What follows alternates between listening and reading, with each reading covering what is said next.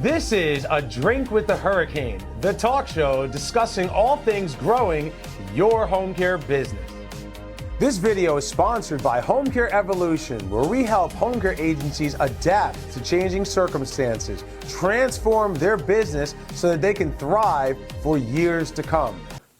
35 to 45 F2F.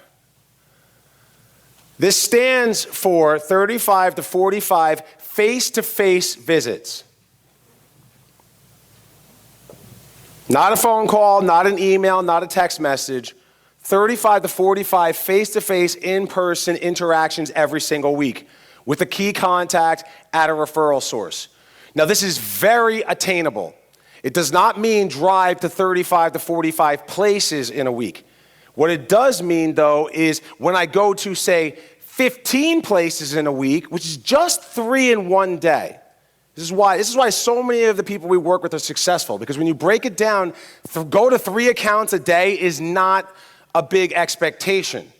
So if they go to 3 accounts a day, 15 accounts in a week, and they speak to 3 or 4 people in each of those accounts for 5 to 10 minutes just to continue the relationship and keep things going, 45 is very easily attainable.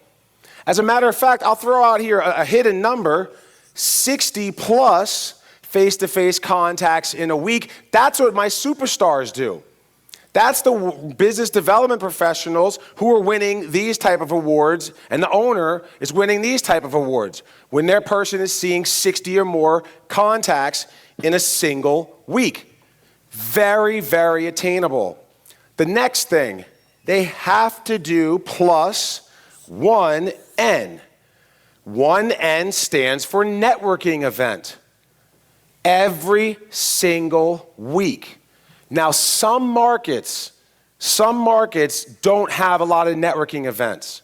If you are in a market that doesn't have a lot of networking events, even better, start your own.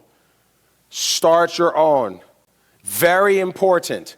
The reason why I say that is because if you're starting your own, you need places to host it. Who do you get to host it? You get the accounts you're trying to get into to host it as a bargaining chip for a lunch and learn-in service. It is beautiful. Shelley.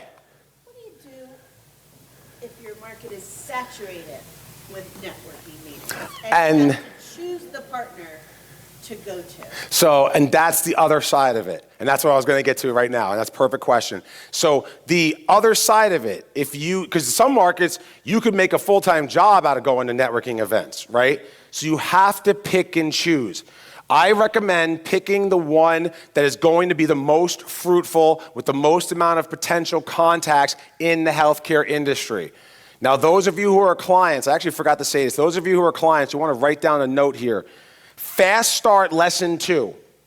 Fast Start Lesson 2. That's where all of the accountability measures are, expectations, everything for business development professionals. Fast Start Lesson 2.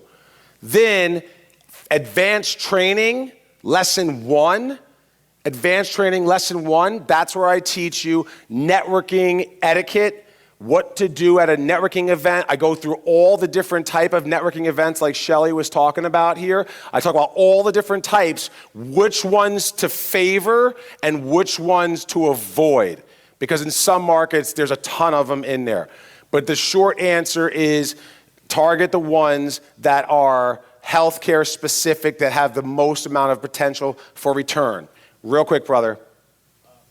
What are some good resources to find networking events within our territory? Best way to do it to find networking events in your area is going into an account and asking them. So when I first came on the scene, I didn't know healthcare at all. As a matter of fact, my background, a lot of you don't know this, my background, I sold milk. Right? So I was a dairy salesman. That was my background. I went business to business, went to restaurants and supermarkets and convenience stores and asked them if they wanted to buy milk from me. It was a high failure rate because they already had a milk supplier in most of the places I went to, but I had to go there and develop a relationship so that when their contract for renewal came up, they wanted to switch and come with me. So most of my successes started coming 6 months to a year after I started in that company. And then when I came over to healthcare, it was the perfect experience because the same thing. It takes that much time to get established in an account with consistent relationships being developed.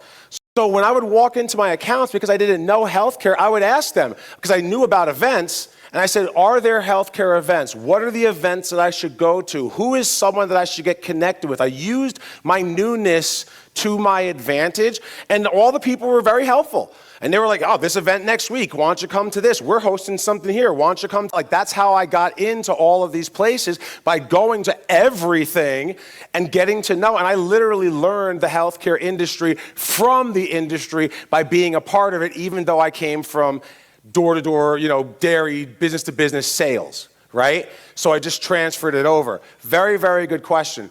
Moving forward.